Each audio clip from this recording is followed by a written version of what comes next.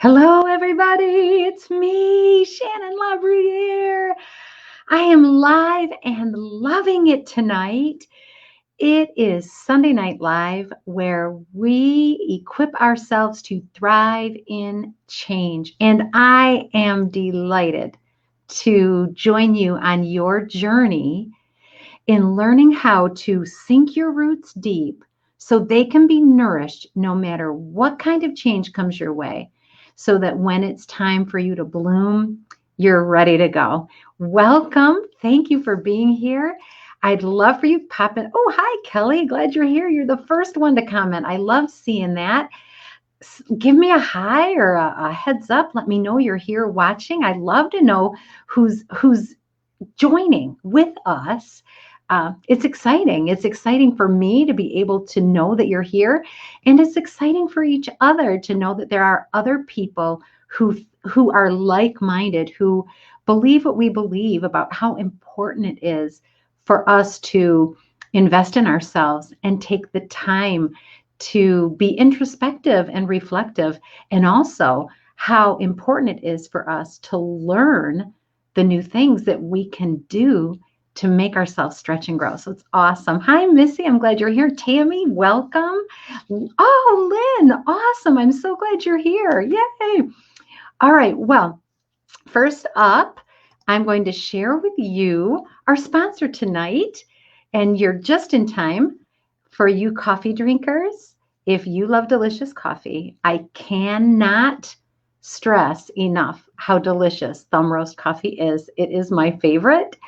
And if you want to give it a try, or maybe get on their monthly auto delivery, if you're a true coffee fan, you can actually go to thumbroastcoffee.com and have it shipped to you on a regular basis so you never run out.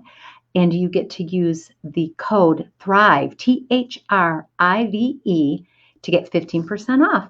And we thank Thumb Roast Coffee for sponsoring Sunday Night Live. It's the coffee I drink, and I'm happy to be able to encourage you to give it a try. You will not be sorry. All right, tonight our hashtag for the Thrive principle that we're going to talk about is respect the now. Hashtag respect the now. What we're talking about tonight really is designed to help us focus on how far we've come. Sometimes we forget where we're at right now, but we keep using words that keep us locked into the thing that we've been working hard to grow out of, right? So we're going to talk about how we can respect the now, respect what is, new mindsets, new choices, new growth that we experience. And I'm going to give you a couple of phrases that you can use to do that. All right, are we ready to roll? Oh, hi, Pam. I'm glad you're here. And oh, Mary Edwards, we've missed you live. So I'm glad you're able to jump on. And lots of people giving some love to Thumb Roast Coffee. So take their word for it. It's great. All right. So I sort of titled this one, There is No Such Thing as Just Words. One of my favorite proverbs says this. It says, the power of life and death is in our tongue. It's in the words we say. You've heard that. You've heard that phrase, sticks and stones will break our bones, but names will never hurt me. How many of you know that's a lie? If you've ever been called a name by a bully on the school playground, you know that's a lie. If you've ever been called lazy by a boss who didn't like you when you were 45 years old, words have power and they hurt. And the words we speak are the same. We have power to impact ourselves. We have power through what we say to change how we think. And in fact, if we don't speak different words, our thinking will be slow to change. Our less than conscious mind, which goes, oh my gosh, it's millions. It processes millions of pieces of information every second. It believes what it hears. It believes what it hears.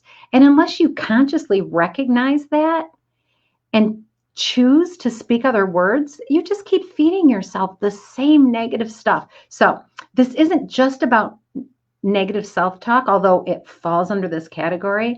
But it's absolutely critical for us to understand that the words we speak matter. It matters to the people we speak them to, but it also matters when we speak to ourselves. And Sammy, hi, I'm glad you jumped on just in the nick of time. All right, there's lots of places we can go with this idea of uh, there's no such thing as just words, but I'm going to focus on just a couple of areas that I've recently actually been dealing with myself and recognized, hold on, what's going on there? Okay, perfect. And I've recognized that I needed to make some changes so that I could continue my growth. I was actually disrupting my own growth because of words that I used that didn't apply anymore. So I'm going to help you to learn from what I've learned, and we're going to go on this journey together. We are going to start speaking words of life that are going to empower us to get better, not lock us in the way we used to be.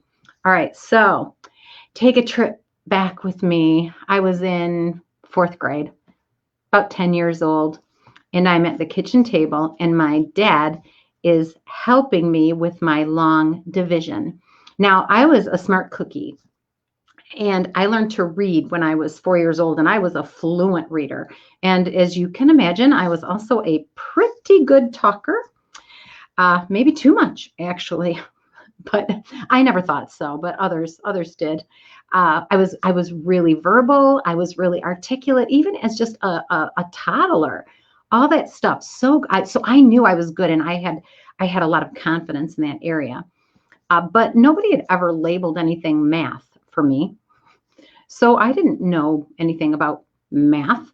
I learned numbers, and then we learned 2 + 2 is 4, and I did okay with that, but I didn't love it. And then I started fourth grade, and we entered this phase where we're talking about long division. And folks, I didn't get it. I didn't get it. And it was even more difficult for me to get it. And some of you may have had similar experiences. It was even more difficult for me to get it because my dad was the one who was trying to help me. And he was not the most patient. And he may not have been great at explaining it either. As I look back, all I can remember is this: sitting at the kitchen table with my stomach in knots, crying tears, and having the eraser was almost gone on my pencil, and it was smearing the paper because I was making mistake after mistake after mistake after mistake. And so this is what I started saying: I'm bad at math. Anybody else bad at math? I'm bad at math. Now, I was 10 years old. I'd had exactly like one serious math class that I could remember was about long division, and I didn't get it in 15 minutes. And I started saying, as if it were gospel truth, I'm bad at math. So I just kept making excuses for not getting it. I didn't even try, because why should I try? I'm bad at math. Have you ever given up on something without even really knowing if you could do it or not? If you have, drop it in the comments. What have you, or what have you in the past given up on and said, I just can't? Because at some age, at some point, you decide, yep, that's just not for me. Maybe it was, you know what? I can't lose weight. Maybe it was, you know what? I'm not a public speaker.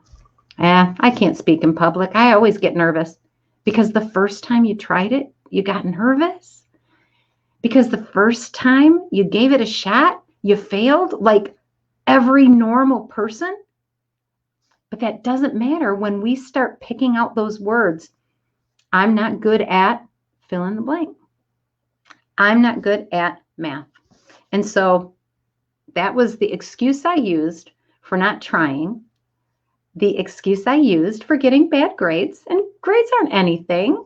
I mean, grades aren't everything, but that was one of the ways we measured if somebody was successful at something. And I just didn't worry about it anymore because I gave myself a free pass.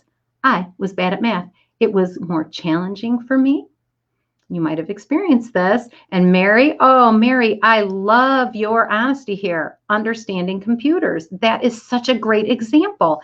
It could be very easy, Mary, for you to say, you know what? I just don't understand computers. I don't understand how this Facebook thing works. I don't know what social media is. And you could wall yourself off from so much wonderful interaction, but instead you've chosen to lean in, said, you know what? I thought I couldn't understand this, but I can figure it out. Well done. That's exactly what we're talking about. This idea that we label ourselves and say, I can't understand it. And then sometimes we miss out because we don't give ourselves room to do better. And that's exactly what I did with math. And so I went into junior high and I took algebra. And you know what? I passed algebra and I got B's in algebra and sometimes C's. I didn't love that, folks. I was like perfectionist. I want A's. So instead of looking at me going into a math class and doing an adequate job and understanding the concepts enough to pass tests and get a B, you know what I said? Must be the teacher. She's going easy on me. I was so invested, and I want you to hear this because we do this as adults. I was so invested in the label that I had put on myself that I am bad at math, that when evidence started showing up that I actually might be kind of good at math, I ignored it. I ignored it. That falls under the category of cognitive dissonance. If information comes to us that does not agree and match what we've already decided is true, it is very easy for us to discard it. We have to be intentional about saying, hey, wait a minute, that doesn't seem to fit. But we have to be people who are wanting to thrive and change, to be able to catch that kind of an assumption when it hits us. And sometimes we don't notice it at all. I certainly didn't. All I did was make excuse after excuse after excuse for why I wasn't flunking algebra, when in reality, I was passing it because I was actually not bad at math. I was good at math, but it didn't fit. And so I kept saying it. I'm not good at math. I'm not good at math. So now I get into high school, and my first high school math class was geometry. And I knocked that class out of the park. I got straight A's. I couldn't wait to go. I loved the homework. I know that sounds crazy to some of you, but I'm telling you, I loved geometry. I was excellent at geometry. And instead of acknowledging, oh, look, I am good at math, this is what I said. Oh, geometry's not math. I said that until I was 40 years old. Oh, yeah, but geometry's not math. Some of you are teachers in this audience, I know. Is geometry math? Can I get a thumbs up? Geometry math? Because I'm thinking it is math. Me having labeled myself as bad at math prevented me from even acknowledging what is universally understood as true. Geometry is math. I felt like there must be some mistake because I can't be good at math, so therefore geometry isn't math. Ignored all of the categories, as you're signing up for classes. These all come under the math department. Nope, not for me. I was so committed to being bad at math because I'd made my assumption and given it the label.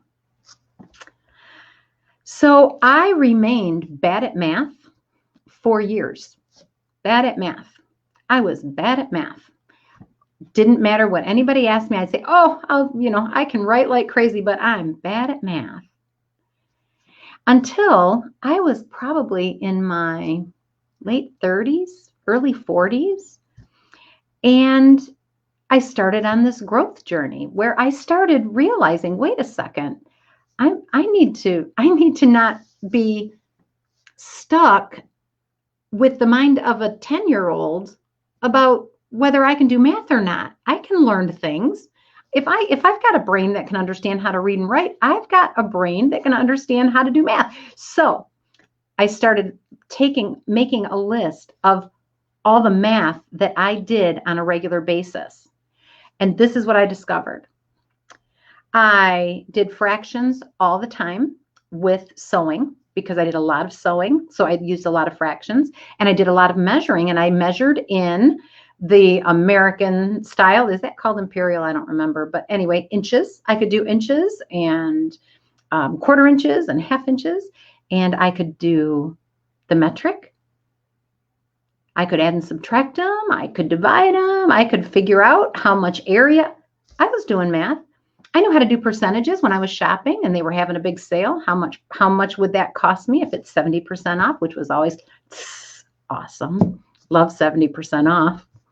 By the way, my hint there is just to multiply whatever the number is by 3, and then you're fine, because you get 70% off, but you're actually only paying 30% of the price. So if you multiply it by 3, anyway, it's a helpful hint. I didn't say I was great as a math teacher, but I am good at math. I knew how to do logic, all kinds of stuff. This is what I now say, and this is what I want you to write this down. I want you to write this down. This is not a small thing. In fact, if you would, go ahead and type it in the comments. I used to be bad at math. And I was, because I didn't give myself half a chance. I didn't even try to learn it. I used to be nervous to speak in public. I used to be reluctant to enforce boundaries. I used to be, fill in the blank. And you don't even have to fill in the blank. Just write, I used to be. There you go. Learned helplessness. Kelly's given it a label. Yes, I've learned that I can't, and therefore I will not even try. Absolutely. One of the solutions in our words that are powerful, that bring life or death, one of the phrases that we can use is, I used to be. Acknowledging that we've grown. I used to be, fill in the blank. What did you used to be? Yeah, Pam's got it. I used to be. I used to be. This is the thing. If we're not intentional about acknowledging that it's no longer the case, we'll stay that way. We'll stay that way. That's why I'm glad to be here, to let you know. You are probably a lot better at a lot of things than you used to be, and you're not giving yourself credit for it. I used to be reluctant to. I used to be nervous to go into a job interview. I used to be afraid to apply, right? And we just tell ourselves, I hate it. There's another phrase that we use so often. I hate, fill in the blank. Well, if you hate, if you hate Brussels sprouts, it's not the end of the world.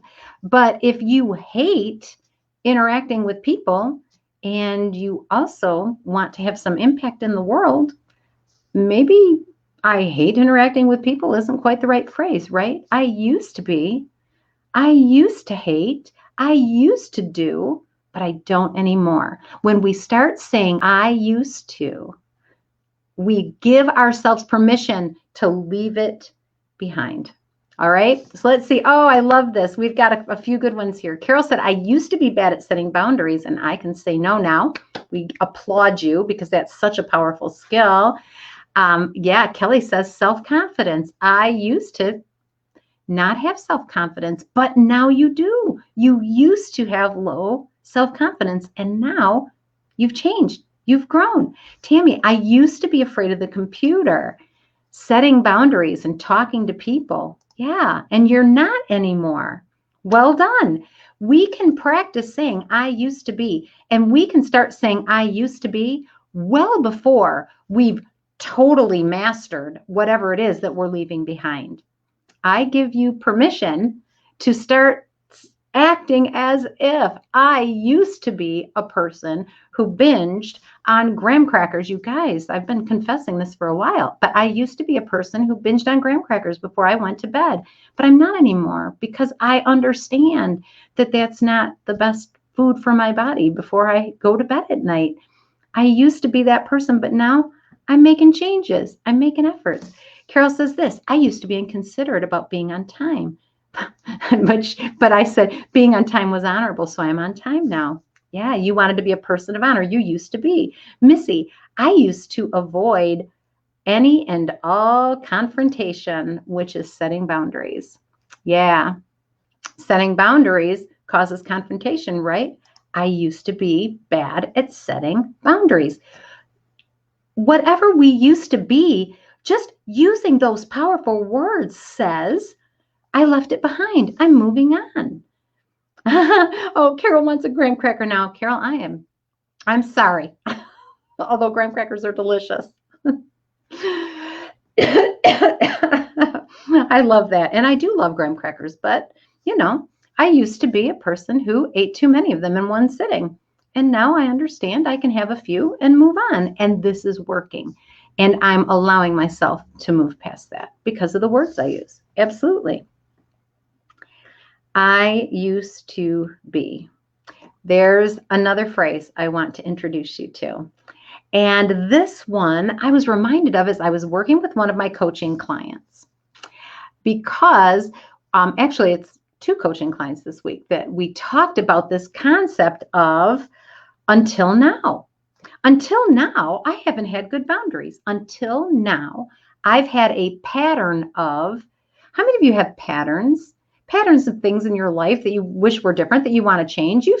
You've become aware of them through the process of reflection and exposing yourself to teaching like this. You've seen, oh my word, I have a pattern.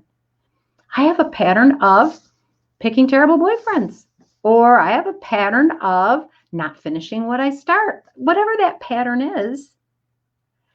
But how do we change our language when we're wanting that to be different? When we want to interrupt that pattern? The wrong thing to do is to keep saying, I always, blah, blah, blah. I always, or how about this? I never. I always and I never are two phrases that actually do not feed life. They do not feed life. In particular, I always brush my teeth. That's a great thing. So I'm not talking about that. But the phrase, I always fall off the wagon at Thanksgiving, right? I always get angry in a meeting at work and I say things to that person that I regret later. I can't stop myself. I always do it. That language is not speaking life and change and growth into your situation. That language that says, I always put my foot in my mouth, I never do it right, those kinds of phrases speak death to our growth. When something's not alive, it's not growing, it's not changing. You are alive, you are growing, you are changing. And so you don't need to use words that represent always and never, as if you can't make a better choice, as if you can't get past it, as if you don't have the ability, because you do. So you can say, until now, I've lost my temper in staff meetings, but I'm going to move forward differently. Until now, I've been unable to set boundaries, right? So what changes for you when you change just a couple of phrases about how you describe yourself to yourself, or maybe to others? What changes when you start saying, until now? I'll tell you what changes. Your brain hears you and it says, oh, we don't do that anymore? I thought we always did that. No. Until now we've done that. Sure, I'm going to respect the now. I've acknowledged what used to happen, but now, moving forward, we're going to do that differently. Until now, I have not been able to get a good night's sleep. Until now. But starting tonight, I am going to be open to the possibility that I will.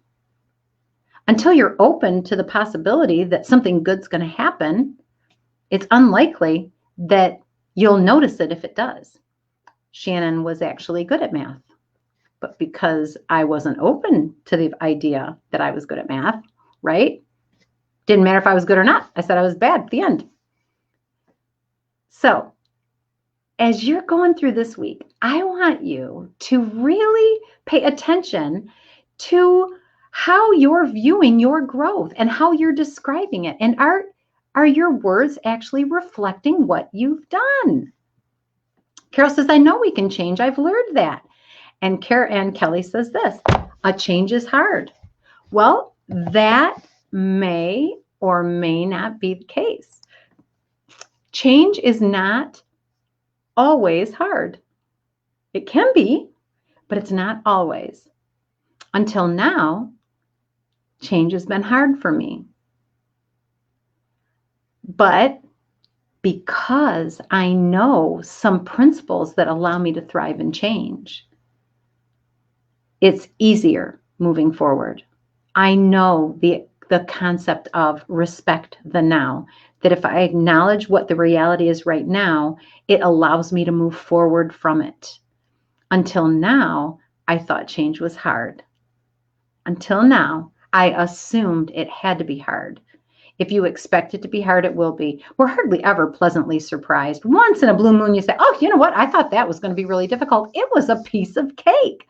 If it was something that involved growth or improvement or adding value to somebody, usually not a piece of cake. Kelly, I'm not picking on you. Thank you. She's rephrasing it. Changing your mindset is hard. You know what? It requires intention and it requires work. Yeah, it is not easy. It is not easy, but it's doable and it's worthwhile. It's amazing what we're willing to do. And we talked about that last week. It's amazing what we're willing to do that's hard when we know why we're doing it, right? When we know the reason we're doing it, it isn't as hard. Changing how we talk about ourselves, how we describe our current or our past mindsets, our past limiting beliefs, if you will, that I'm bad at math. What a limiting belief that was. I could never be a millionaire. That's a limiting belief too. I'm bad at math. I could never be a millionaire. I could never have my dream job. I'll never be able to be as good as so-and-so at whatever it is you're pursuing. All of those things, limiting beliefs. But when we say that, what we do is we create, remember where our focus goes, our energy flows, and we feed the thing that we actually don't want because we're saying, I never, I can't, I won't. How about this? Until now, I haven't been a world-class skier. But moving forward, I know what I need to do to get to the next level. Whatever that thing is, you changing the way you talk about it is going to change the way you think about it, because the power of life is in our words. What we say matters. What we say matters. It requires intention. It requires being in tune with the areas that maybe we're talking bad about ourselves. Some of us think saying negative things about ourselves makes us humble, but it doesn't. It doesn't make us humble. It doesn't make us humble. It keeps us stuck and small. When we start saying things like, until now, I've had this pattern, but it's interrupted. And this is why. And this is how I'm growing. This is how I'm moving forward. Gives us permission to get out of those old mindsets, Kelly, out of those old habits. It's a beautiful thing. And I encourage you to think about, listen to yourself when you say, I can't, I never, I always, you know what, I just can't. I've tried it and I can't. Well, if you want to, you can. And your first step is to say, you know, until now, I thought that I would never be able to do it, but I think I can learn. Oh yeah. And Carol, I love this example. I did not realize how disrespectful it was to others for me to always be late. And now I am intentional about being on time and even being early. Respect the now. Our mastermind leadership classes on Saturdays have really helped me in so many ways. Carol, I love that you are getting so much value from those classes. I love when you share with us the lessons you're learning, because that's how growth happens. We learn something, we apply it, and then we identify, that's where I learned it, and that's how. And I'm delighted. I'm delighted. It feeds my soul. I would have never expected that I could be an influence to other people the way I am, because I thought that the only thing I was good for was entertaining people and talking and chatting. I didn't give myself permission to actually have influence and impact. And so then when I was, probably in my mid 20s, I started realizing, whoa, I I used to I used to think that everybody else was supposed to be the ones influencing, and now I know I'm supposed to be the one influencing. And ever since then, I've tried to live that and be an example of it, not just to my kids, but to the people that I worked with in the Postal Service for 31 years, and for the people that I worked with when my husband and I pastored a church, and when I'm part of the worship team at my church now and in my women's groups. Because you know what? I used to be misguided. Now I understand that those same principles that I've used to be able to grow and change, I can share those with other people, and you can grow and change.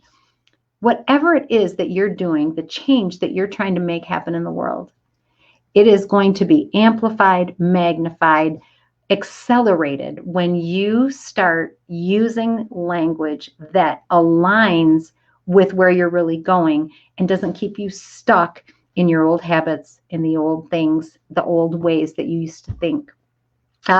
Kelly says that I've always been influential. Kelly, I appreciate that. And Kelly would be able to speak to this because Kelly's my aunt. So thank you. And I share that with you because I'm proud of her. I'm proud of her. I love her very much. Kelly, I love you. But also, I'm proud. I'm proud that you come on Sunday Night Live and contribute and allow me to speak into your life and give the words I say thought, and you incorporate them. It's an honor. It's an honor. And I'm honored to share with all of you. So it's time for us to go. It's a little after 7:30 here in Eastern time. Thank you for being here. Thank you for listening to some of my journey of how I'm aligning my language with the reality of the growth that I see in my life, but also the growth that I want to see. And you can align your language to reflect the growth that you have already had. I used to, but now, and the intent that you have to do better moving forward. Until now, I filled in the blank. All right, Alicia, thank you for being here. Thank you, everybody, for hanging out, for your comments, for leaning in. I love it. And I look forward to seeing you again soon. Take care. Bye.